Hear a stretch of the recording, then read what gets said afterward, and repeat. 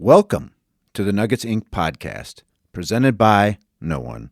I'm your host, Matt Schubert, joined once again by Bennett Durando. It's NBA playoff time, and the Nuggets and Clippers are brawling. 1-1, we talk about everything. Russell Westbrook, the roller coaster. Jamal Murray, lifting a guy with one arm. Nikola Jokic, could be better. All that and more coming up next.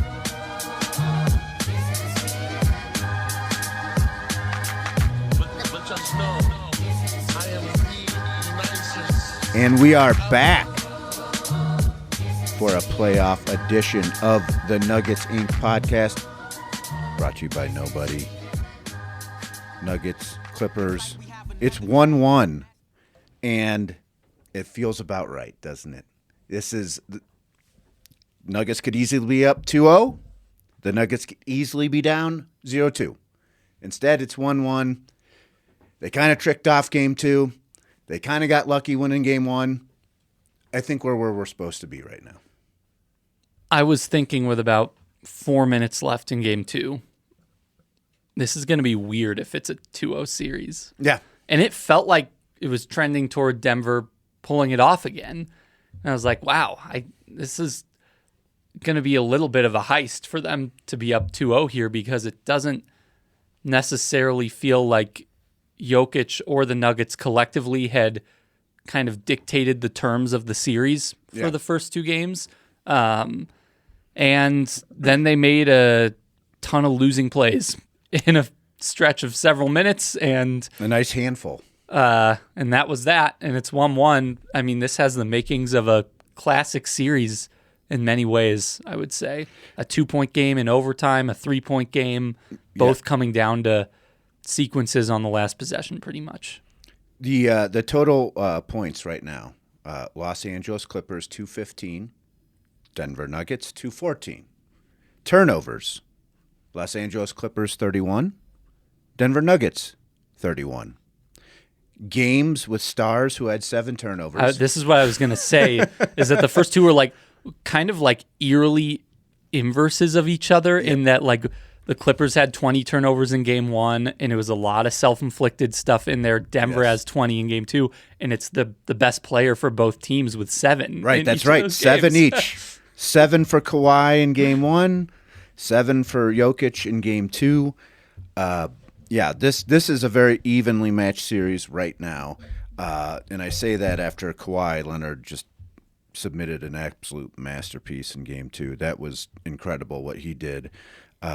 And I would say a C- to D+ from Nikola Jokic in that game. I mean, a triple-double, but probably one of the worst triple-doubles that you're going to see with 26 points. I would agree. Given all the turnovers. It was not good for his standards. Weird decision-making. Free throw shooting has been a serious issue for him in the first 2 games of the series. Even in game one, ended up getting away with 2 consecutive misses toward the end of the game. Yep.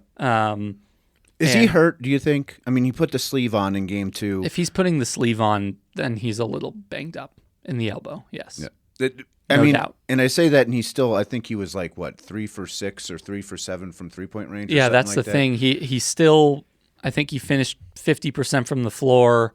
He goes on an individual 8-0 run between the end of the third quarter and the start of the fourth to give Denver the lead after it looked like it had a chance to spiral to double digits for the Clippers. I thought Jokic played some very good defense in game two, actually. I haven't rewatched it yet. Not as much in game one.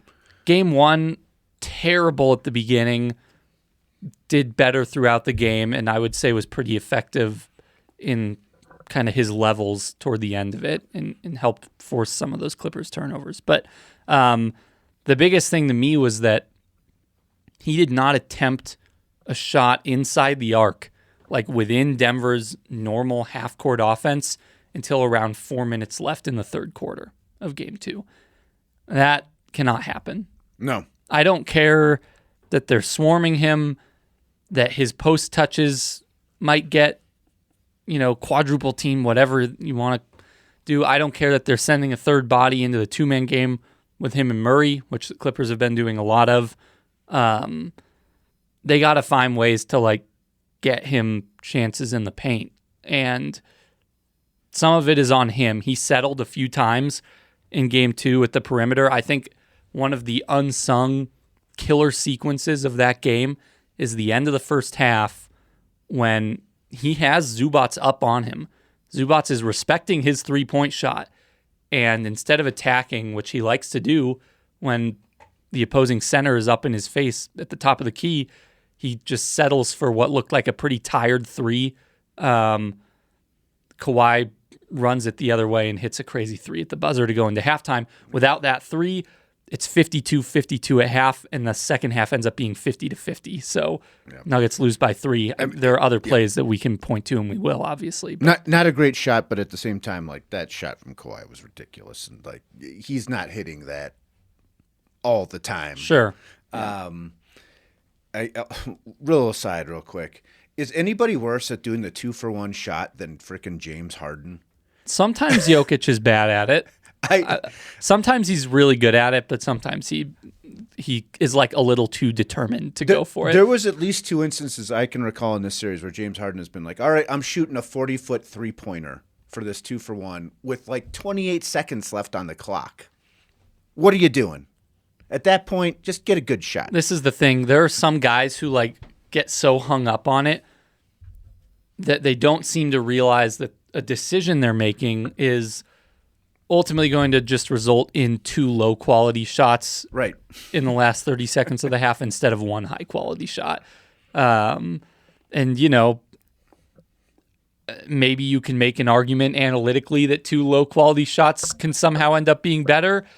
I'm not sure that I'm not buying that. Buy that either. I think Jokic is guilty of this too a lot, though. He likes to get a little overzealous with rushing some things if they have like 31 seconds and wants to roll it up and jack one from 30 feet. So one of the big storylines between Game 1 and Game 2 was that Michael Porter Jr. was MIA in Game 1. Hit, I think, the first basket of the game for the Nuggets. Didn't have another one the rest of the game in Game 1. Wasn't getting rebounds, wasn't really doing anything, was invisible. If you had been told before the game, or maybe you started watching midway through the first quarter, Michael Porter Jr. is injured, you'd been like, oh, okay. And you would never have had evidence to the other way. Comes back, I thought he was really good in Game 2. I thought he had a lot of energy. He was on the boards. He got a couple of really big offensive rebounds.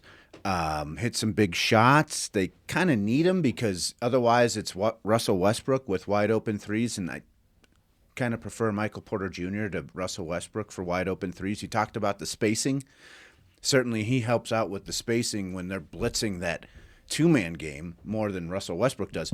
Granted, Russell hit a couple of big threes. I was going to say, ironically, I think he's 5 of 12 from 3 so far in the series. Yes, but he was also 5 of 17, I think, in Game 1. Yeah, from the field as a whole. No, that is correct. And was kind of the hero of the game still, which is incredible. Yeah, there's so many little subplots that have already kind of developed in this series. It is wild. But, you know, the thing I was going to get to, Michael Porter Jr. reveals the brace that he's been wearing for 3 years broke, and now he's breaking in a new brace for his drop foot, essentially, right? Mm-hmm. Yep. And he's doing it in the middle of the playoffs, which is just crazy timing. Unbelievable. Brutal timing. My understanding is that he has tried multiple replacement braces. Oh, really? So that he is like trying to figure out the right feel. And it's not that it's the same. They can't duplicate the. No, it is. It is a duplicate. I think that he was just so. It's literally that he had broken in the other one over such a long period of time that he reached a point where he was comfortable with it, didn't have to think about it quite as much on a daily basis. It's just like, I don't know, like a pair of shoes in that way to an extent, right? And it just has a different, stiffer feel right now, and he does not feel confident quite as much in his movements. And that brace is pretty vital for him. I'm just going to say, like, it is. We've talked about it's how he can still play basketball. Yeah, we've talked about like how impressive it is that he's able to do what he does still, and like there's a medical miracle element of this. It's kind of hard to say that he would be playing without the brace. Right. So pretty significant. You have that, and then now he has a joint sprain in his left shoulder that he's dealing with because that of pretty nasty too. This cruel twist of fate at the end of game 2 that we have to talk about. Because he had a very solid game, I would say. I thought he was good. Yeah. I wouldn't even say solid. He was good. Yeah. They weren't. It wasn't a game where they were getting him 10 open looks from 3 or anything like that. Well, the Clippers are pretty, I think, committed to making sure that doesn't happen. Exactly. Yeah. They'll stay home on him, spacing. They can help off other guys. They can't, they would obviously rather help off of Christian Brown just based on reputation than Porter, for instance. On top of that, if the Nuggets try to run a play for him where they're running him off screens, away from the ball, that sort of thing, Clippers are just switching everything, saying that as long as we have a body next to him to make it as hard as possible, we'll do that. So, and a lot of times that body is Kawhi, by the way. Yeah, it's tough. Like when Kawhi's on you, and there's some value in that, right? Like if you can even keep him out of whatever action you're running on the ball, then there's something to be said for having him on the floor just for that. Right, and then also on top of that, they were using Kawhi at the end of game 1 on Jamal Murray, and so it's hard to know. MPJ is playable at the end of that game. He's getting probably better looks, right? I would say so. Obviously, we can get into Russ, but the spacing was all weird and stuff with that. So. They do not care if Russell Westbrook is wide open. And you can say whether that's smart or not. I would say that's what I would do if I was the Clippers. Yeah. That's the way I would play it. Yeah. And he's made some. He's missed some.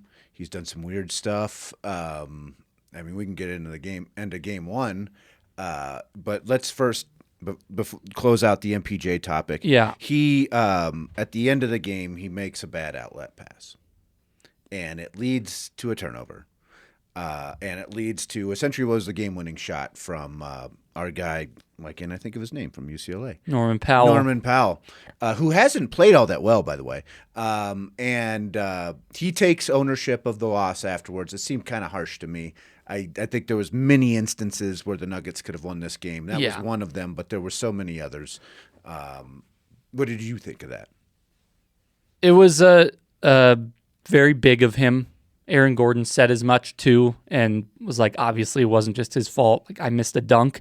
Yes. There are other elements to this, and I think it's a pretty clear situation where everyone can kind of point the finger at themselves because there were a ton of things that they messed up.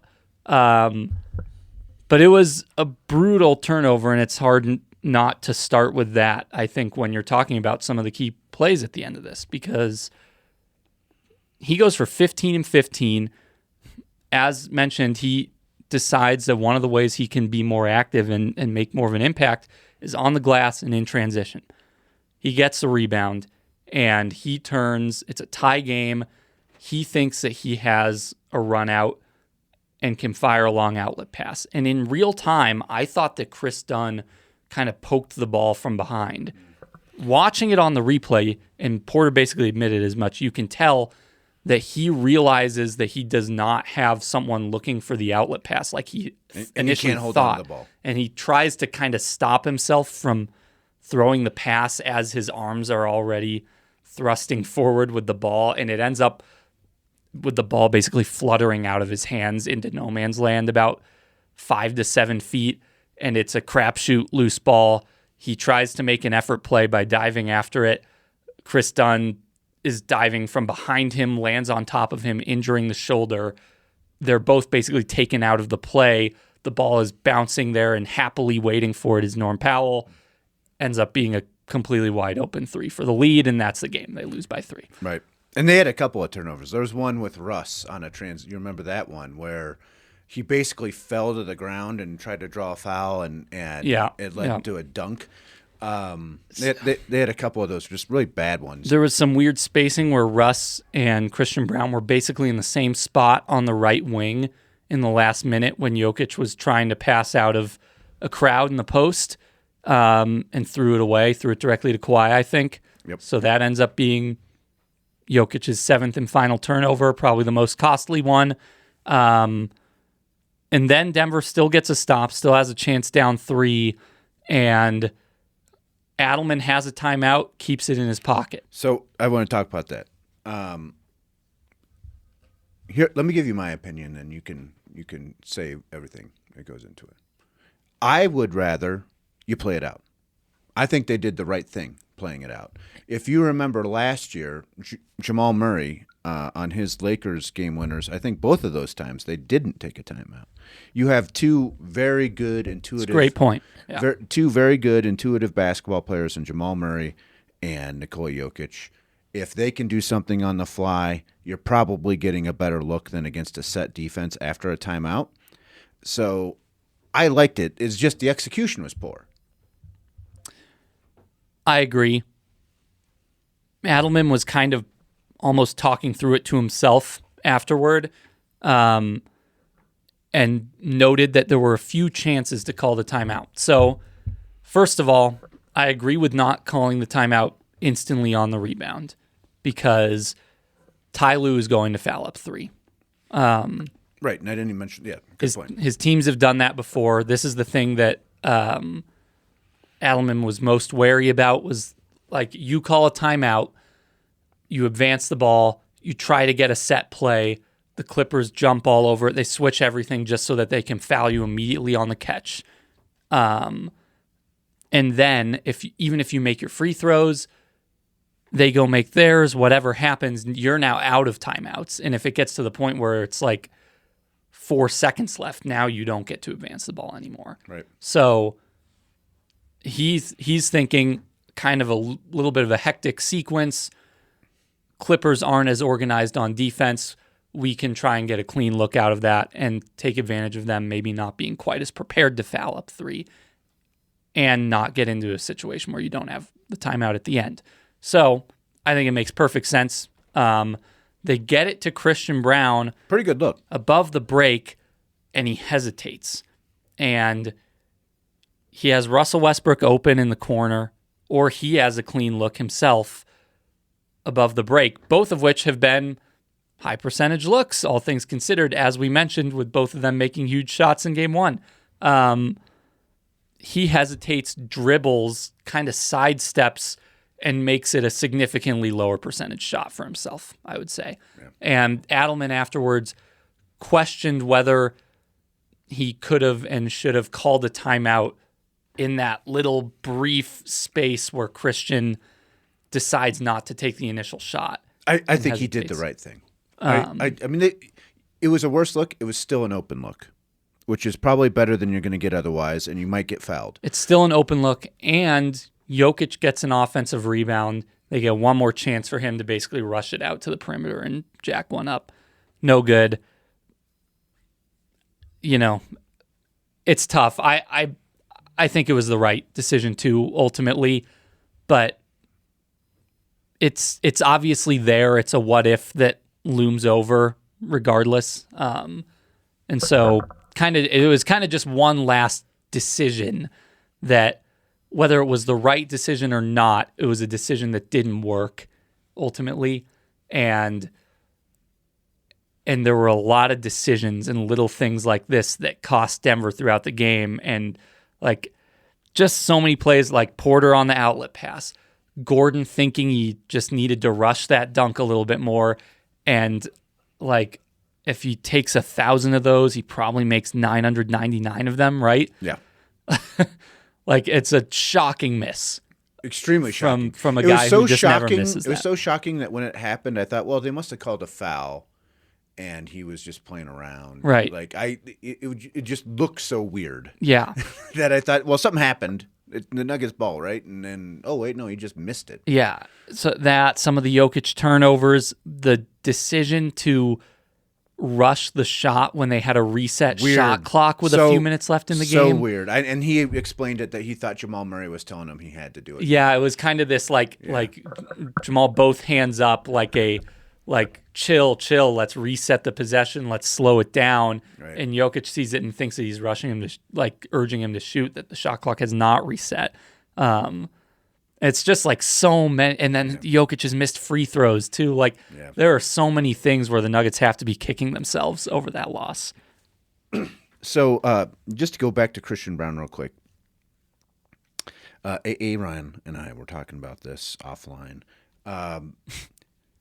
Seems like he's just not as aggressive in these first two games as you would expect him to be. Like usually he gets the ball in the break, he's going to the hoop, and he doesn't hesitate on his shot. And it feels like there's just a little bit of a hitch with him right now. And I don't know if that's just because it's the playoffs, so it's a little bit bigger stage. Maybe the Clippers, that's just a tougher defense, and it's in his head a little bit. I don't know. What are your thoughts on that idea? Well, I definitely think that he is not always the most confident with the ball. He would prefer to defer to other people. He knows that he is the fifth best offensive player on the floor in that starting lineup. That said, I also think the Clippers have just done a really impressive job of trying to take away like transition lanes for Denver, basically. Like the Nuggets got out on the break and ran a bunch in the first quarter of game 2. Other than that, for 7 quarters in this series so far, they have not been able to play super fast. And like I think it's a testament to the way like it was the biggest thing that Ty Lue emphasized throughout the week. Transition defense has been a little bit of a weak spot for the Clippers this year on a team that doesn't have a whole lot of weak spots. And like they have just game planned extremely well to make sure that that is taken away from Denver, to keep it to a half-court game. And it's funny, Ty Lue like talked about wanting to, quote, play faster, play quicker going into game 2, but what he meant by that wasn't transition and speed up the game that way. It was like getting into their sets earlier in the shot clock once they set up their half-court offense, as opposed to kind of some of the sloppy late stuff that they got into in game 1. And which is primarily on James Harden, I feel like. He walks it up sometimes in ways. Yeah, and they just wait to kind of initiate the initial action enough, like that sort of thing. So I think a large part of it is credit to the Clippers. Like Christian Braun does so much of his scoring in transition, and the Clippers have done a great job taking that away. Now, like, they need him to shoot that 3 with confidence. They need him to like cut and find space that way. Like there are still ways that Christian Braun has been a really impactful offensive player in the half court too. And Denver's going to need more of that because it's kind of just been a little bit of a, not an actively bad series, but a pretty quiet series from him so far, I would say. Yeah. And he's had stretches where he's looked really good defensively, and other stretches where not so much. I don't know. It's hard to knock him defensively overall so far in this series. I think he's been fine in that way. Yeah. By the way, just random thought. Chris Dunn, that guy is so good at getting really in good passing lanes and like anticipating things and like timing his double teams on Nikola Jokic in like this really good sneaky way where he's there immediately on the catch. He's there, he just comes in and out so quickly on those things. I've been really impressed with him and what he does on those things. So, yeah, and I'll say this without having rewatched Game 2 yet.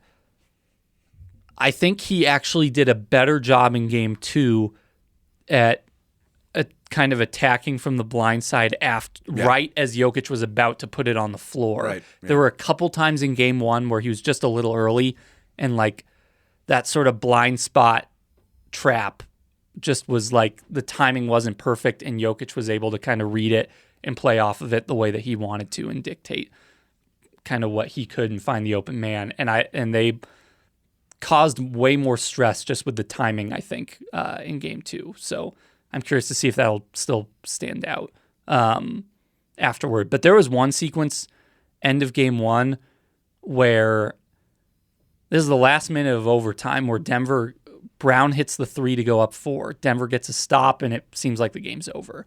And Chris Dunn is a mile away from the two-man game that Denver is running, which they start really high on the floor, like almost out at half court.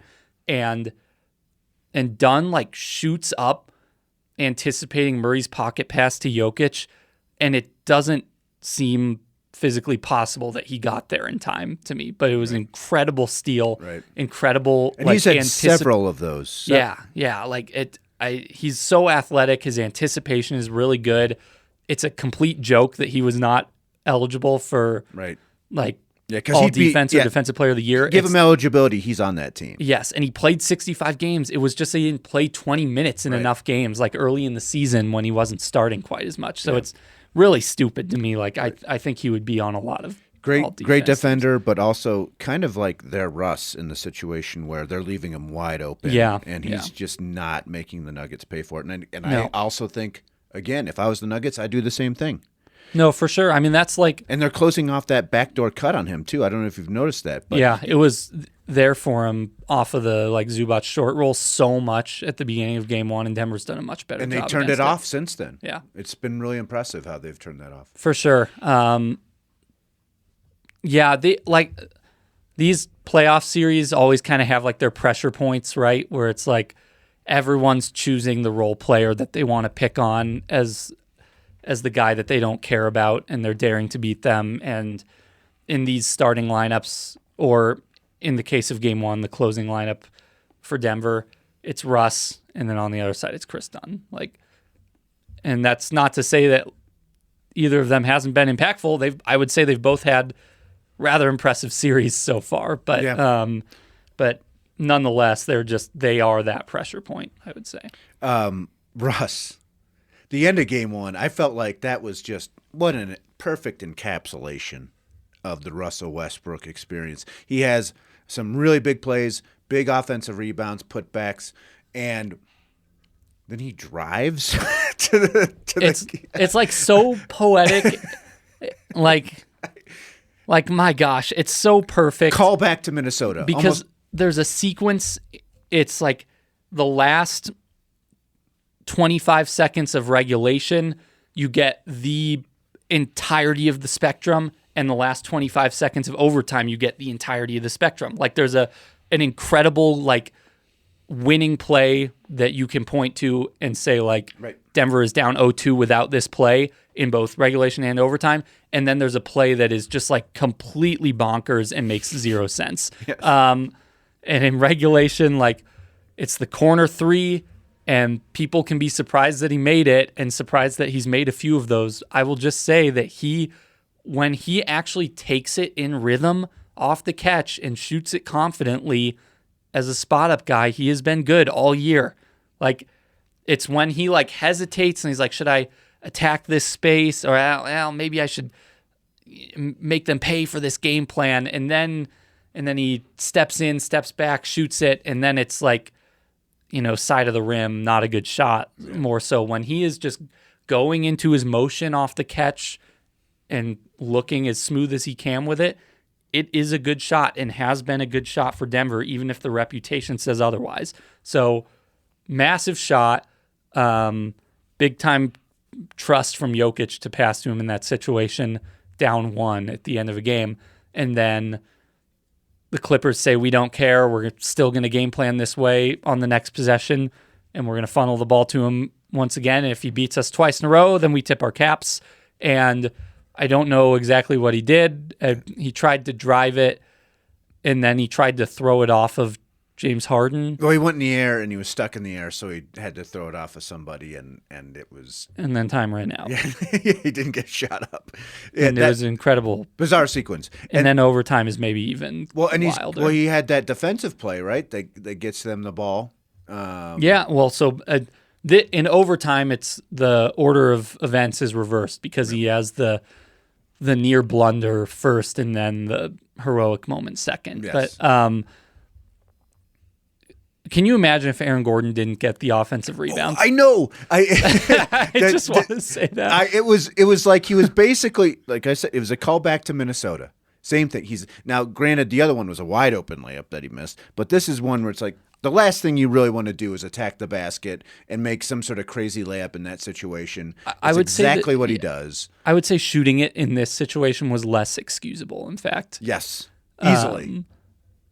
Because I think there was a 3-second clock difference. Yeah. I have a hard time thinking the Clippers were just going to wait out the entire possession and then try to get a timeout with 1 second left off the rebound, I guess like technically that could work, but it's really risky. Like in theory, when the difference between shot and game clock is that low, if you chuck a high arcing shot at the shot clock buzzer and it just touches the rim like 2 seconds after the shot clock buzzer and then the rebound gets bad around, the game's over. Right. And there's not time to do anything. So like there was just zero need to shoot it. He catches it in space, looks like he's not sure what to do, and then goes in, takes a contested layup.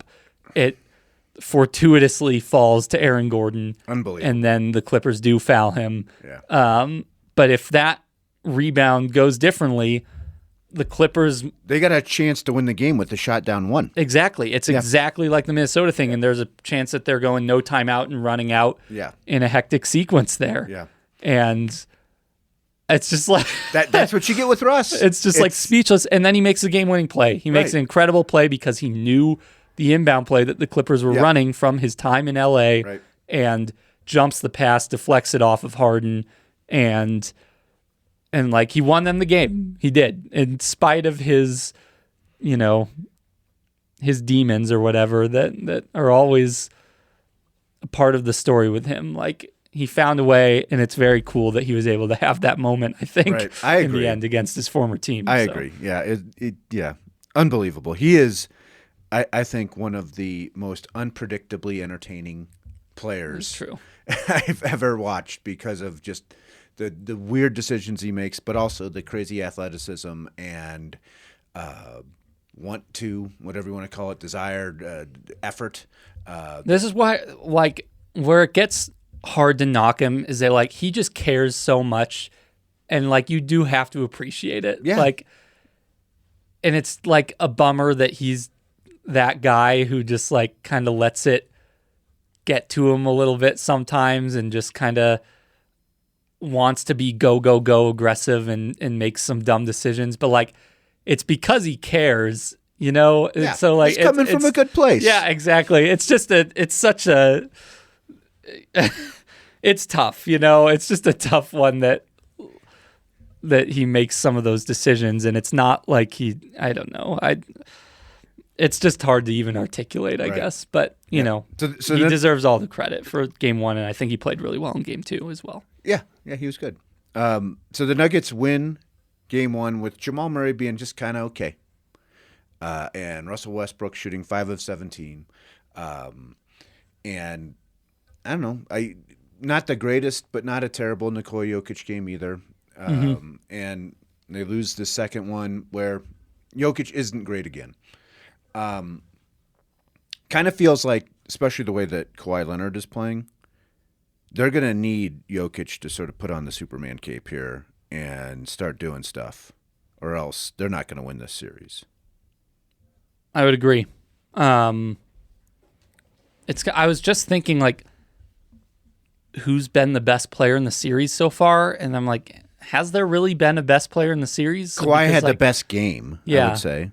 But that was just the one game. He was not great in game 1. He really struggled when the Nuggets trapped him, and his playmaking was just not sufficient enough toward the end of game 1. And 7 turnovers, like it's hard to say he's the best player in the series when he had a 7 turnover game in a game they lost by 2 in overtime, right? Yeah. So like, but gosh, 39 on 15 of 19. Oh, he was incredible. I don't know how much of it was actually at the rim. It was like almost entirely jump shots. Like, you look at that jump shot. He just rocks. Like hell yeah, Kawhi is kind of what I think watching him. It's just... his jump shot, if you saw it, you'd be like, no way this guy's a good shooter, because it's this line drive. There's not a ton of arc on his shot. It's not a particularly pretty looking shot. It's very mechanical. I think it's pretty in its own way. Like it's efficient. No, he makes them. But it's, like I said, it's this straight line, just sort of like... He guides it there. Yeah. And it's not the traditional Ray Allen, Michael Porter Jr., that sort of beautiful stroke, that you think of with a great shooter. But it's so effective for him. And he is so good at getting to the place he wants to get to on the court. to get off the shot that he wants. If he's going to play like that, Nuggets are in trouble. Some of it, too, was just kind of the cliche of unguardable. Like, there were possessions where they defended him perfectly adequately. Oh, yeah. And I'm just like, I don't know what you can do. Peyton Watson had like a really good defensive possession against him in space, and he just made a tough shot anyway. Jamal Murray got switched onto him, had some good possessions, made tough shots anyway. It's just like, what are you going to do? Luck of the draw, Jalen Pickett was able to come in and contest his first miss in the second quarter. And that was kind of the Nuggets' attitude about it in the locker room afterward. It was Aaron Gordon said, I think you just shake his hand sometimes. MPJ was kind of like, and Peyton Watson were both like, there's some players where it's just like the best offense can be better than the best defense sometimes. And so what do you think the answer is? Do they have to start blitzing him at the top of the perimeter? Yeah, I think you make him, like, you can't just blitz for a whole game. It's too exhausting and it gets too predictable. And you can get great shot size 4-on-3. Exactly. So, but they had some success with it late in game one, and I just think, like, in those urgent clutch time situations when it's just like get the ball out of the best player's hands, it makes sense to continue doing it then. Gosh, I don't know. Like, Aaron Gordon was pretty good on him in game one. Like, he's not a bad matchup at all. Like, I think that you stick with Aaron Gordon on him. Like, maybe you need to be less willing to give up switches sometimes, but then again, I'm just like spitballing here. It's like, if he's just going to make a great shot against great defense anyway, doesn't matter whether it's Gordon or Murray playing the defense. Like, I don't know. He's just such a tough problem to figure out when he's rolling like that, and there's not a ton you can do. And other than that, look, the Nuggets held him to 105 points, so it's not like they played a bad defensive game whatsoever. Right, and I think, you take away the first two quarters of game one, they've done a really good job on James Harden. I mean, he was basically, it was a layup line in the first half. Yeah. But he, since then, that has sort of been taken away. He's amazing at that, excuse me, that lefty floater. Yeah. And, like, you still can live with that more than layups. It's just like, man, that's not an easy shot, and Harden's a Hall of Fame player, and he's capable of making it. And if he does, like, tip your cap sort of thing. So even, like, end of the first quarter of game one, he had been torching the Nuggets in pick and roll, and nothing that they did was working. And then on the last two possessions, he just takes Christian Brown in isolation. And if you watch those back, Christian Brown cannot close out on the shot any better than he did. Oh, no, those were contested threes. And it's not just that it's contested. It was, like, skillfully contested with the X factor in mind that Harden is the master of drawing these jump shot fouls, where he kind of side contests it and makes sure that he is, like, deliberately making the shot harder without, like, taking his own momentum toward the landing space at all. Mm-hmm. And Harden just makes both of them.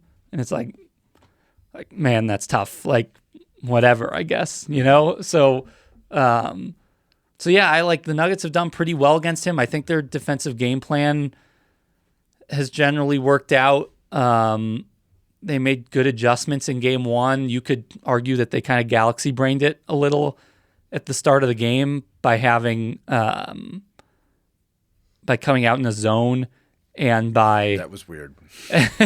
And then they kind of had Gordon, like, as the primary matchup on Harden for a few possessions, which I wrote this. They're very comfortable with him. Like, if he's gonna take Zubats for a few possessions, they're comfortable with him switching that pick and roll onto Harden and dealing with it, however it happens then. But, like, if you just have Gordon as the primary matchup on Harden, they're not going to bring up Zubats to screen. He's just going to try and get downhill around him and be quicker. So, there was some weird stuff like at the very beginning of the series, and since then I think it's like hard to point to their defense as a reason that that the series is tied, you know. Right. So back to Nikola, might be hurt.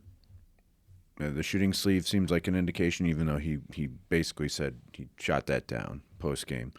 He Zubac, loves to do that. Zubac is, a pretty good defender, and so not easy. More than pretty good. Yeah, good defender.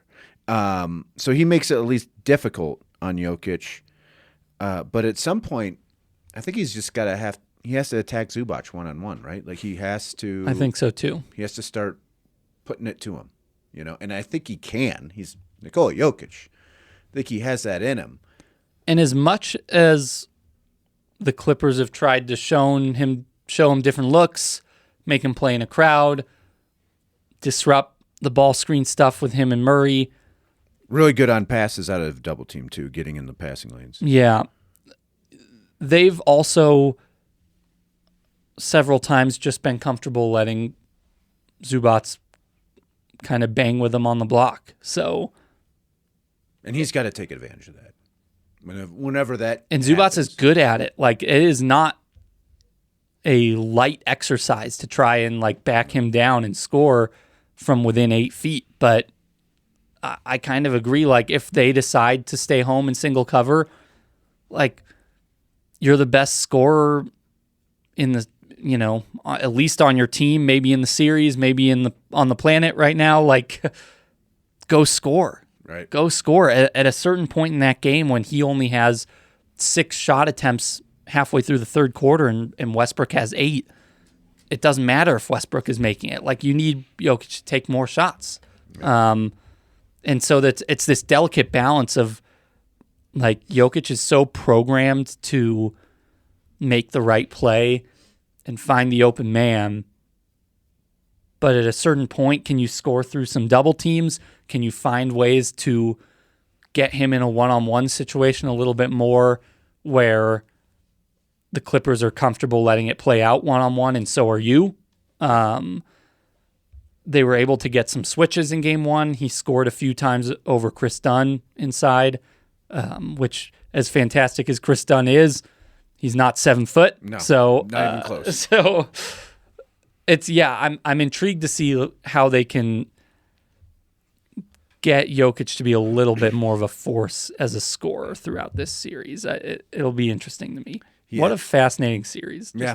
Oh, yeah. Any thoughts on the kerfuffle in game 2? Our man Jamal Murray, one arm picks up Norm Powell. I thought it was a whole lot of nothing. As did I. I couldn't believe they assessed technicals on it. It's like, really? Yeah, like, if anything, I guess you can just like give those to a double tech it just seemed kind of like move on. But like Dunn and Christian Brown get unsportsmanlike. Dumb. I'm like, what? Just move on. This is they jawed at each other. There was some shoving. Whatever. We don't care. Let's just play some basketball. Like to stop the game for a 3-minute review on something as small as that. No. Murray was frustrated because he thought he got fouled away from the ball, right, with Powell trying to run off a screen earlier on the possession. And he was fouled off the ball. And it was a really physical game too. It's been a really physical series, as one would expect. It felt like after that, the refs kind of tried to get control of the game back a little bit and called it tighter for a few minutes. Didn't work well. Nuggets fans were definitely unhappy. Jokic was definitely unhappy. Adelman seemed unhappy. I don't think that the refs called a bad game overall. No, it was fine. And I think someone texted me that Stan Van Gundy was aghast at some of Denver's reactions as well. Yes. On the broadcast. I got to hand it to Stan. Like, he does not. Oh, he doesn't hold parse back. No words. He will say what he thinks. Yeah. I enjoy that about him. I enjoy listening to him. It's kind of funny that he's on this series with his brother on the other. Or was at least on game 2 with his brother is on the sideline and was in fact part of a main character. Major moment. Not like it wasn't actually a major moment in the end, but high exposure, high attention moment at the end Matt of game Ishbia one. too. We went back to the Ishbia with the wrestling for the basketball off of a side out. What's your take on that? There was a lot of takes flying around, I think, afterward, and it was like one was like, this is unsafe. What if Jokic gets hurt in that? On the other hand, it was like no.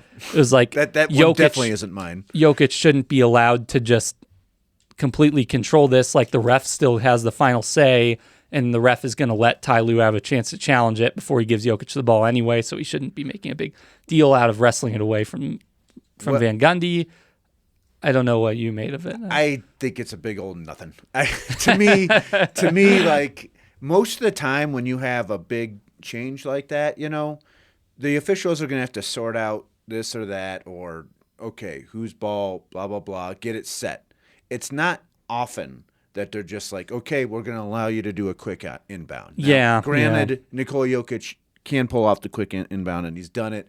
He did it with a three-quarter court alley-oop to Aaron Gordon last year that we all remember. But sometimes he's able to surprise the ref almost into giving him the ball faster than intended. But that's a rarity. And so to me, it was like Van Gundy wasn't really stopping anything. They were still going to pause there.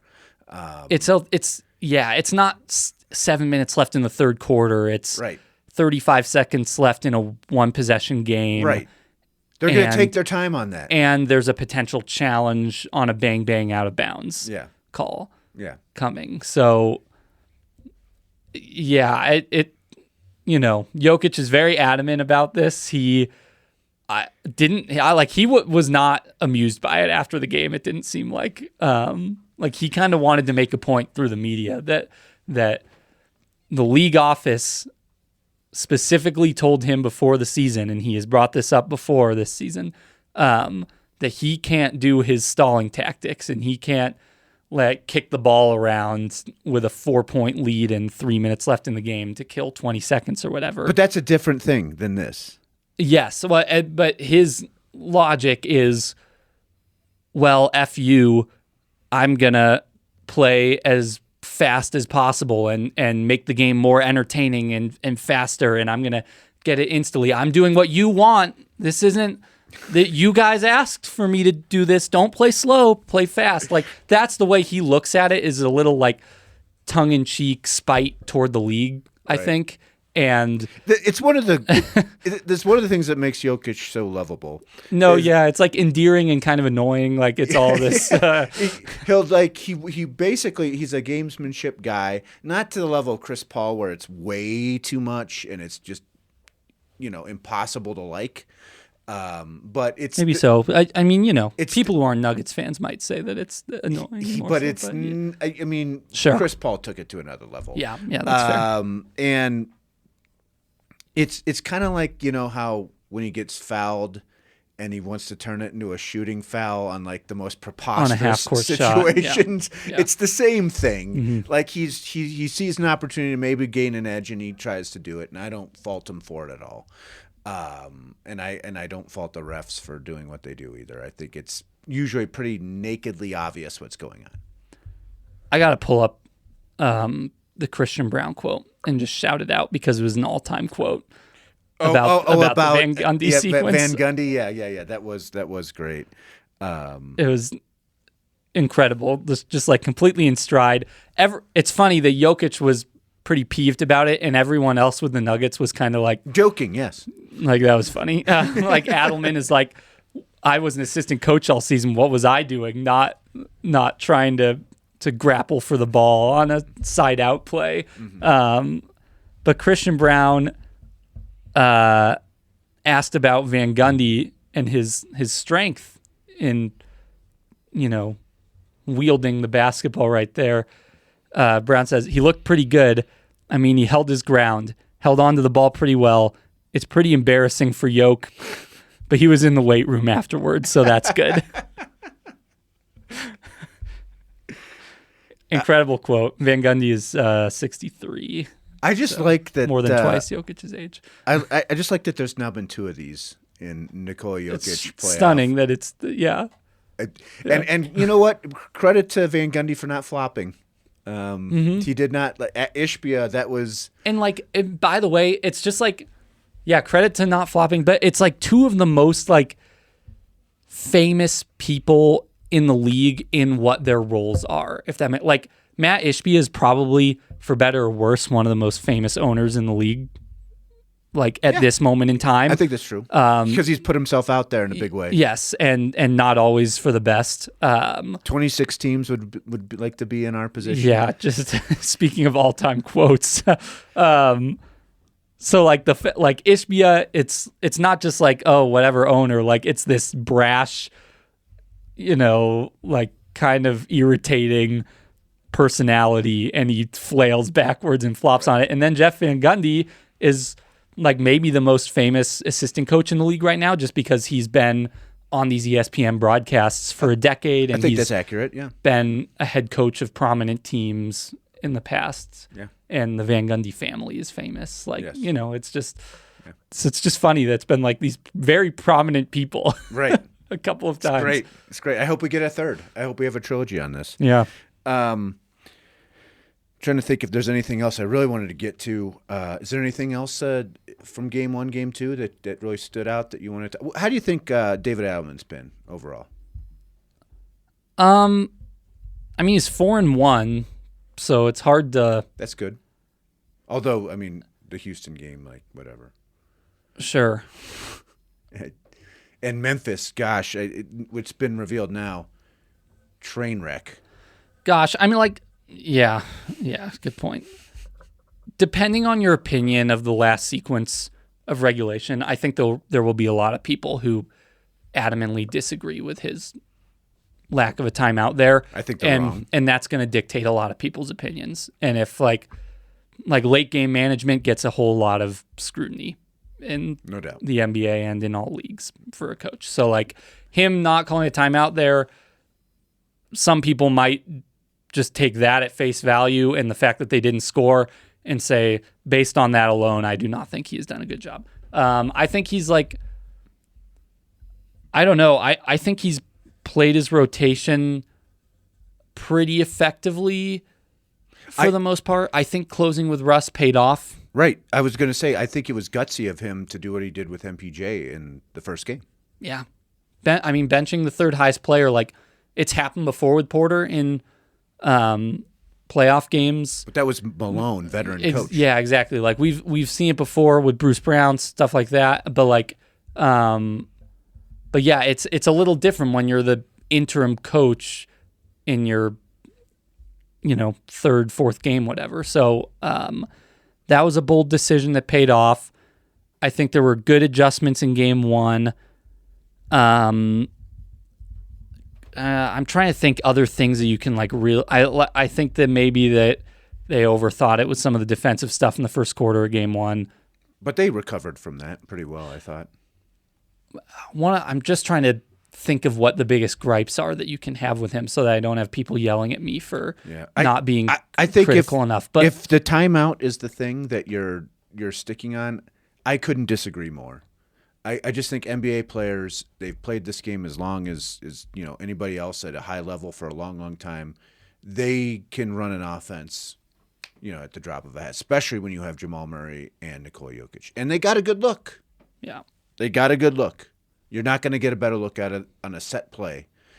Maybe you get a somewhat better look in the sense that it's to a player you want to shoot more, but outside of that, I thought that went fine. I guess you could take issue with the fact that he played Jokic the whole second half in Game 2. That's a good point. And generally when that happens, it doesn't end up resulting in a win for Denver. Game 7 against Minnesota. Famously. The lack of a 2-minute rest at some point. Maybe those 2 minutes would have gone disastrously, but it was going disastrously anyway, and he was clearly exhausted by the end of that game. Right. Minnesota late in this game, exactly. Late in this season. Yeah, all the consecutive minutes he played in that doesn't pay off, and then they go lose to San Antonio the next day with no Jokic or anyone else. They always communicate with Jokic about this stuff. It's never a wall between the coach and the player, and it's just like, you're out there.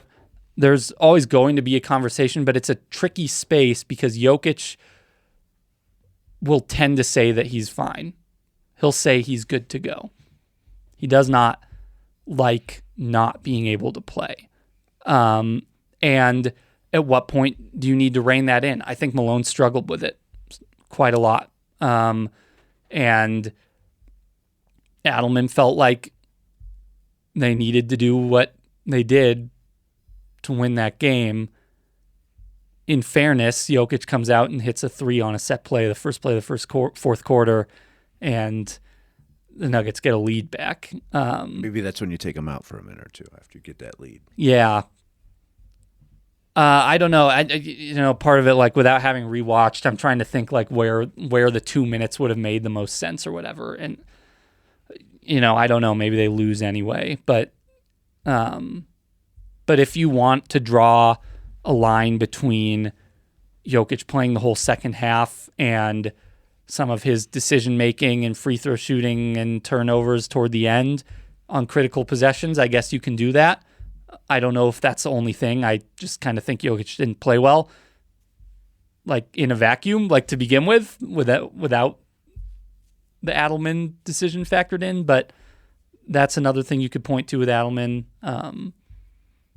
I don't know. I think he's a pretty good coach.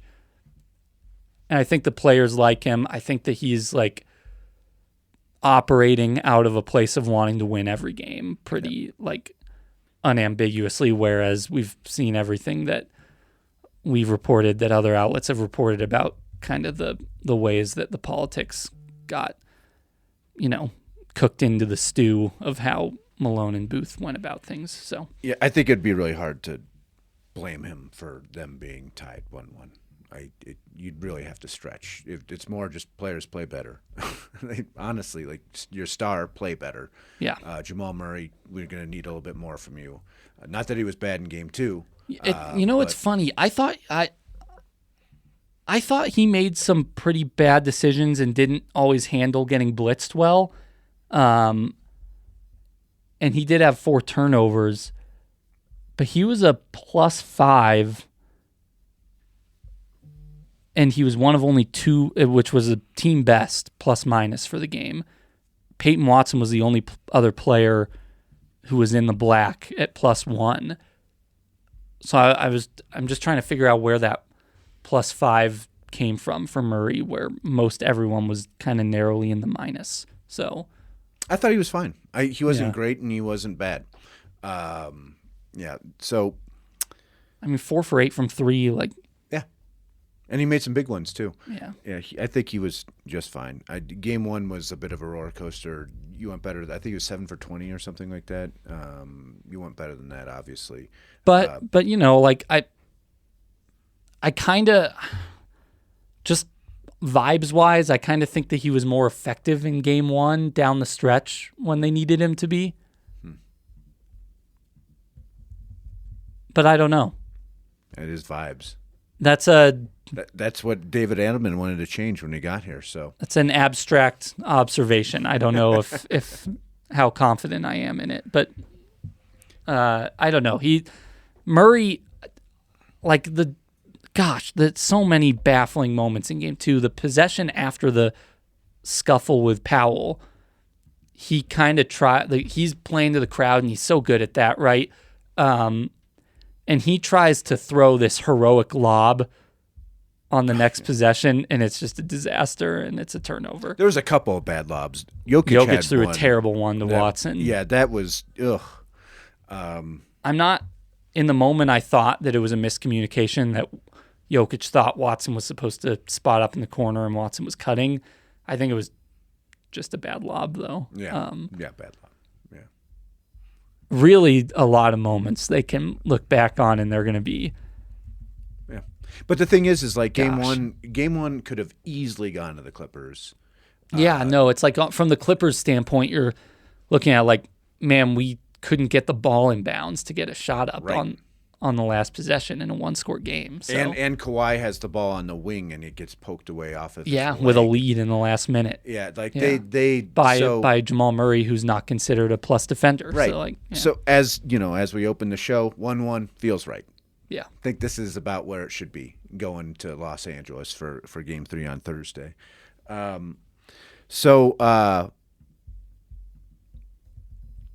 Real quick before we get to the other series, because I want to just talk about a few other series. Okay. Let's do it in brief, because I haven't been able to lock in super closely on. I've watched a few. I've watched a few games. Okay. If you're the Nuggets, do you feel better, worse about your chances of taking this series after 2 games, or is it neutral? I would say neutral, but I guess technically you have to feel slightly worse just because now it's a 5-game series where the Clippers have home court advantage. Sure. As opposed to a 7-game series where Denver has home court advantage. So, sure. Just mathematically, I guess. But you also have yet to get a big Nikola Jokic game, and at some point he's going to have a game like that, don't you think? You'd like to think. It just seems inevitable, and the same with Jamal Murray. They have yet to have a sort of vintage Jamal Murray game. You could also argue you're not going to get that big of a dud from MPJ again in this series. You could make that argument. So in that sense, they've still got bullets in the chamber. Unless this just isn't a good MPJ matchup. He was good last night. Yeah. I mean, up until the end, I thought he was just fine. Yeah. He just has to actually take it upon himself to be more than a spot up 3-point shooter. He has to crash the boards. Otherwise, why are you out there? You're a liability with off-ball defense a lot of the times. Yeah. So crash the boards, get second chance points, find a way to leak out and get open for threes and transition. Get your spots. Yeah. The shoulder thing's going to be interesting to monitor with him. Yeah, it really is. I think I had read from, it was either you or Luca wrote that he sort of couldn't put on his own shirt at the end. Yeah, he needed help putting a hoodie on in the locker room basically before he left the arena. It's a bad sign. That's a bad sign. On the other hand, he was kind of glass half full about it and basically said, hey, it's the left shoulder, it's not the right shoulder. And that he was like, I don't know my capacity to play through this specific form of pain in this part of my body because I haven't experienced it before, as opposed to a turned ankle or something where I kind of know what the line of demarcation is with being able to play and not being able to play. So he seemed optimistic, but certainly on the fence about, not knowing. It's just another injury to a team that feels like it's banged up. Yeah. I don't think Aaron you add Gordon, that to Porter's, brace situation. Right. And so it's a tough spot for him. I don't think Aaron Gordon's 100%. Pretty sure Nikola Jokic isn't 100%. And we just don't know with Jamal Murray when that could go wrong. Yeah, that's the other thing to briefly mention is that he was under the weather last night, apparently. So Jamal? Yeah. Oh, I didn't realize that. Didn't look like it. Yeah, I heard that's the reason they had the long sleeves on or something. So that was very weird. I remember when I first saw him, I was like, wait, I don't think Jamal wears sleeves ever. And I had to go back and look at old pictures. I tweeted this, quite a game for sleeve intrigue, I think, between him going long sleeves and Jokic putting one on in the middle of the game, which he never does. Usually if he's wearing one, it's from warm-ups onward. So, big sleeve game. Big sleeve game. We'll have the sleeve storyline. Jokic said he was superstitious earlier this season when they were winning while he was in the sleeve. So maybe he takes the sleeve off even if the elbow is injured and just deals with it now in Game 3. Okay. Important questions. All right, so other series real quick. Whoever wins this series has got a monster to deal with. Oklahoma City just destroyed Memphis in Game 1. This is the thing. One of these teams is going to have like open wounds and dried blood on themselves. and like limping out of this series, and OKC will be arriving back in fresh town. as a daisy. They'll be like getting back from their mid-playoffs Cancun vacations. Right. Like that's what's going to be happening. Yeah. And so it's really tough for me to see either of these teams beating OKC, as good as both of these teams are at the end of the day. Right. 51-point Unbelievable game. And that was with God. SGA like starting 1 for 9 from the field. Yeah. They're just really freaking good. Yeah. And Memphis, they're kind of a shell of themselves at this point too, Train so wreck. that factors into it. But Michael Malone at Memphis in a few months. maybe. I don't know that he's a big fan of the city of Memphis. He's not. I think I told that anecdote earlier this season, but gosh. Yeah, that's a sweep. It's just there's no way around it. Right, and right. OKC's going to be fresh as the daisy. So other side of the bracket, if you want to know what 1990s basketball looked like, get you a gander at Houston Golden State. That that is just a brawl of a series. And Golden State takes game 1. I think Golden State's going to win the series. It's just, how much of a chunk does Houston take out of Golden State in that first round matchup before they advance? On the other side of it, man, the Timberwolves look good. Yeah. That's a really interesting half of the bracket because I do think you're going to disagree with me and say Houston has no chance. But I do think no chance. Any of those 4 teams could end up in the conference finals, and I would say, okay. Yeah, not Houston. 3 or 4. Okay. Houston. Look, I don't trust. Have you watched them play offense? I don't trust the half-court offense. It's the same thing that everyone's going to say. It's painful to watch. It's really bad. They fell apart at the end of that game after they got back within 3. I think. They're just throwing their bodies at the rim. Yeah. And throwing up crazy shots and hoping they get a rebound. It's pitiful. I don't trust Van Vliet or Jalen Green as these crunch time creators or shot makers. But you want Dylan Brooks doing that? No, I'm just saying, but they're not going to be both as bad as they were in game 1 for every game of this series. Jalen Green is not going to go 3 for 15, and Van Vliet's not going to go like 4 for 19 or 4 for 20 or whatever he ended up finishing. Yeah, no, they were terrible. Yeah, they were one of them's going to have a good game, and then the other's going to have a good game. Like, it's worth considering that stuff. But yeah, I think Golden State's going to win the series. I'm just saying, like, I'm not going to overreact dramatically on one game yet for Houston, even though I think that they're a pretty deeply flawed 2 seed. Extremely flawed. Yeah.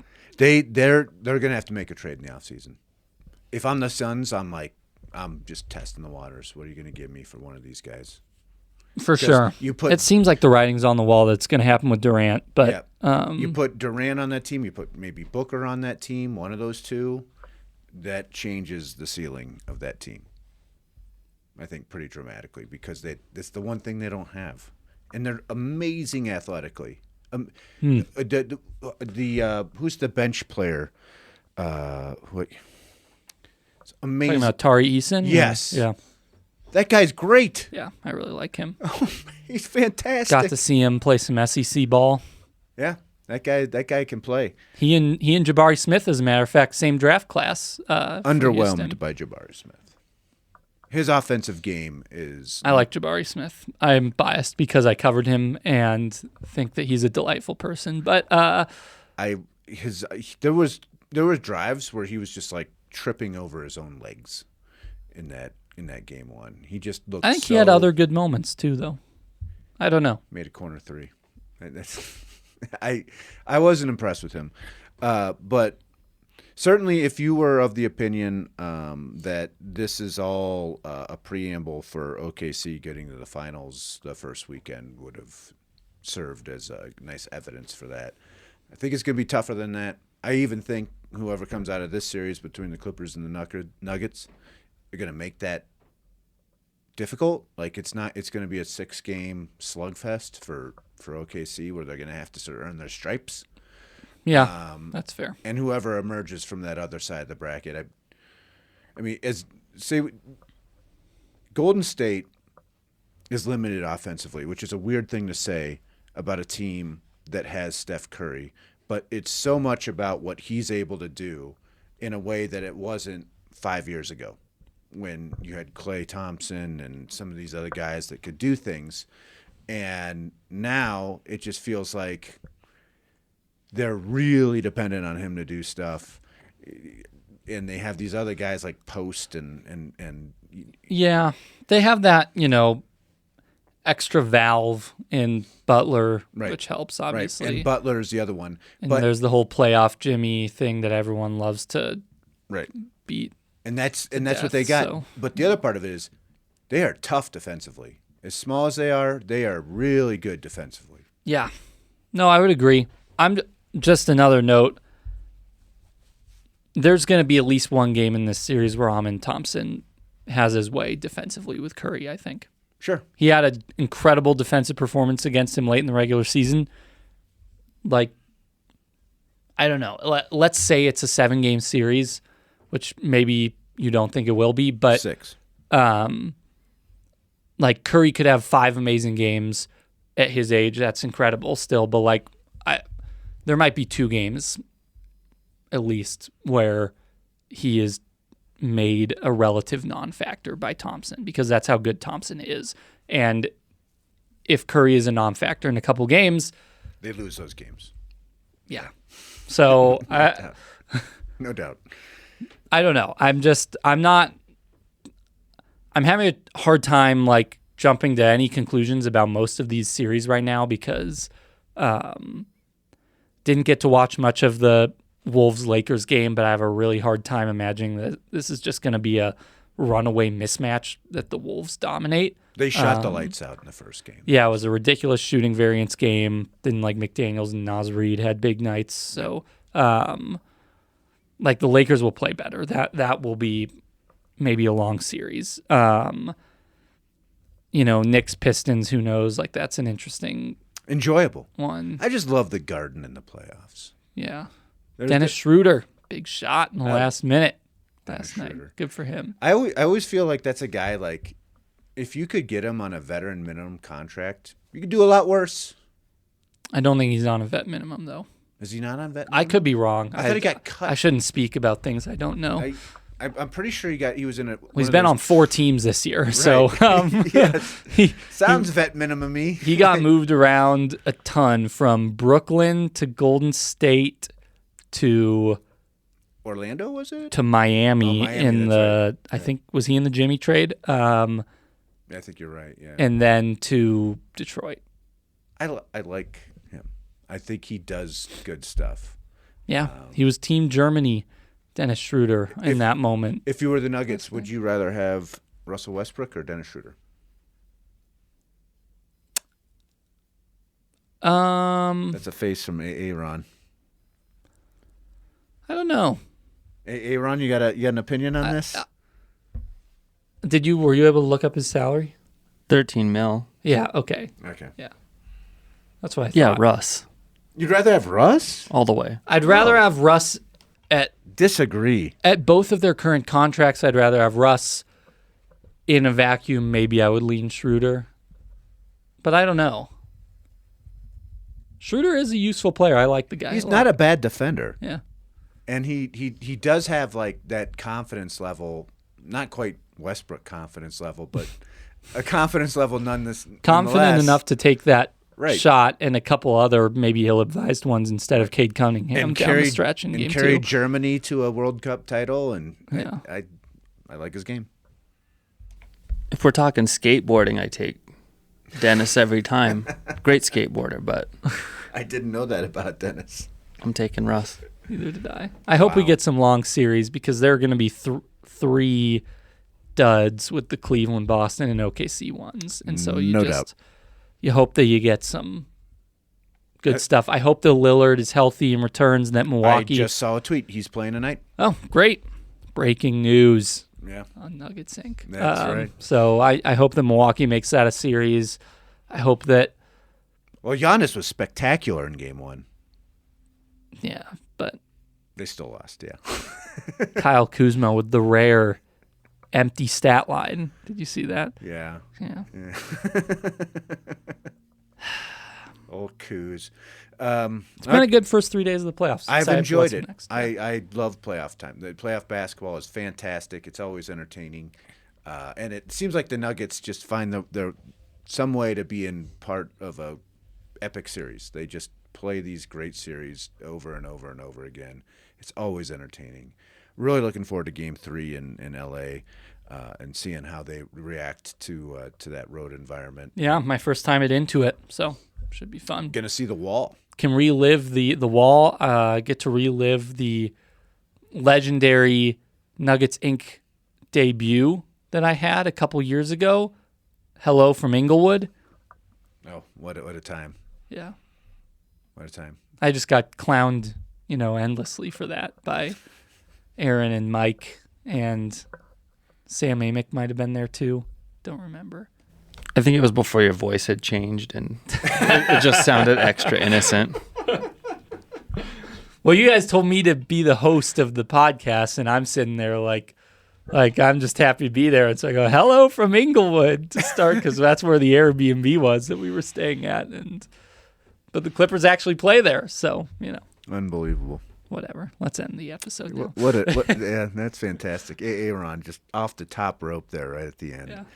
Yeah. We wearing a hat commemorating the Rocket Man. The biopic of Elton John, Rocket Man. Where did you get that hat? Strange hat selection, to say the least. As a matter of fact, we were changing offices, and I was digging through the trash and found it, tags and all. You were digging through the trash. You said, this is the trash that I need to keep. Yeah. Free hat. Rocket Man hat. I've seen Elton John in concert a number of times, and I like the movie. How often do people comment on your hat when you walk around town wearing Rocket Man? Not often. Really? No. It was the first thing I noticed when I saw you today. So why is he wearing a Rocket Man hat? And also, how did he get a Rocket Man hat? I didn't know those were around. You're cultured. I like that it's like trucker style, too, in the back, like the mesh back. Like, check out this little detail. It's got the little flying shoe on it and everything. Oh, wow. Wow. I like Elton John, and I liked the movie. I don't think I liked it enough to sport apparel of it. I haven't seen the movie. Someday I will watch it. I have seen some of the other biopics, the Queen one, which was fine. It was fine. One that's kind of like a biopic, but not all, is the one where the guy just plays Beatles songs and nobody knows the Beatles songs. Have you seen that one? Oh gosh, that's a ridiculous movie. Yesterday. Yeah, Yesterday. Yes. Yeah, the world forgets that the Beatles ever existed. Yes, yeah. Kind of a. It's a musical film. It's kind of like a rom-com more so, built around a very much so. surreal Beatles concept. And a lot of Beatles songs, with a lot of Beatles songs intertwined. And Ed Sheeran shows up for 5 minutes. Yeah, why does Ed Sheeran show up? I don't know why he's there. This is what the people want. Don't you agree, Aaron? Yeah, I think so. I haven't seen the Bob Marley one either yet, so. Neither have I. Yeah, I passed on that. Wow. There's just too many of those biopics. There's a lot of them. Now they're making 4 separate Beatles biopics, in fact. Not sure if you've seen that. I didn't see that. Yeah. Why? I believe Sam Mendes is... well, I like him. He's good. Yeah, he's all right, but he's... I just shrugged at Sam Mendes. He's making 4 separate biopics of the 4 Beatles. That seems too much to me. I would say it's a little much. Do we need a Ringo biopic? I don't know if we do. Yeah. I feel like we don't need a Ringo biopic. I don't know that we need any of them, but whatever. I'll leave you on this. Wait, if you want good Beatles material, watch Get Back, the docu-series. Oh, I haven't seen that yet. Of footage put together by Peter Jackson a few years ago. I do enjoy Beatles stuff. It's like incredible footage, like one of the coolest things I've ever watched. One last biopic I haven't seen yet, and I know you two have, the Bob Dylan, the one with your boy in it. Timmy. Yeah. Yeah, I liked it. Edward Norton's great. Yeah. I'm pro Complete Unknown. It's not special, really. It's kind of generic, but Timmy's great, and I quite enjoyed it as a fan of the music of Bob Dylan. So, Until next time. All right. Well, that's movie time here at the Nuggets Inc. podcast. Don't have time for emails. Did have time to talk biopics. If you're on iTunes, rate us 5 stars. Lie with your stars. Tell the truth with your review. Bennett, have fun in L.A. or Englewood, however you want to say it. A1. Nice hat.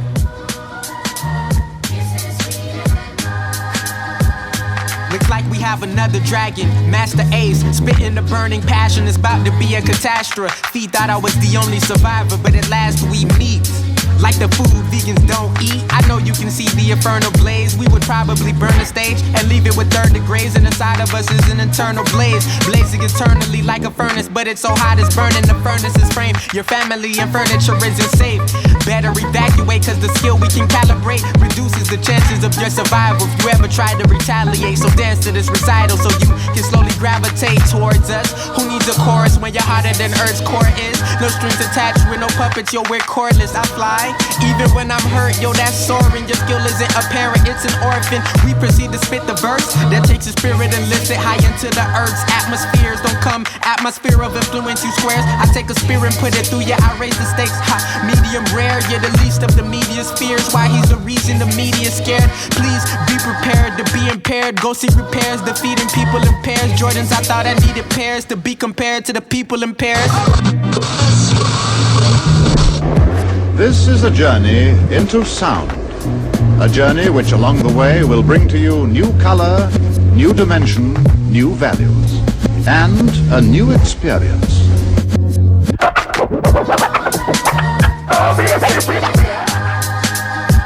Gather round hip-hoppers as if you're still living. Still got love for the game, I'm still giving and still driven. Like Diddy in the Maybach. I've been repping for the city since way back. All y'all rappers better stay back, cause you still can't find me. I'm a needle in a haystack, a rare breed sitting high up in the chariot. What y'all do is getting high up in the Marriott. Well, consider this your wake-up call. If you're married to the game, this the breakup call. And you ain't wearing a crown if you're not tearing it down. You clowns get found right there in the ground. 6 feet, dirt nap, that's because your shit's weak. I'm a giant, you a pipsqueak. Welcome to my kingdom, yup, the throne has an occupant. Read my name at the bottom of the document. Check the scroll, giving good times like Esther Roll. Peace to Keith E, God bless the soul. Trying to get more checks to hold. On some slick Rick, Mr. T shit, big chest of gold. And the flow still extra cold, like the North Pole, cocaine snow, another lost soul. Bow down, it's the Grand Royal, yup. 20 plus years in the game, and still the fans loyal.